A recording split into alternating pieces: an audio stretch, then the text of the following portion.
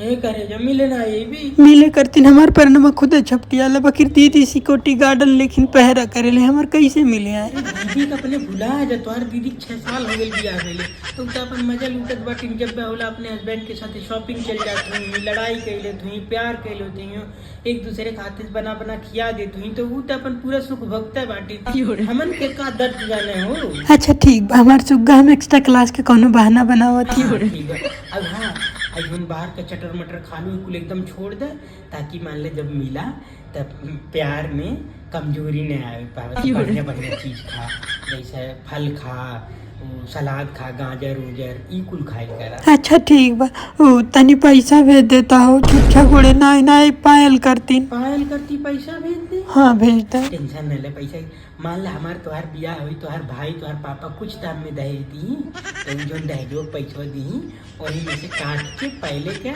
और जो भी तुम्हें अटरम खटरम खरीदे वो खरीद के बाकी दहेज के पैसा दे दिया। ठीक बा ठीक बा हमार सुग्गा आई लव यू। ठीक बा आई लव यू टू हमार चिड़ै।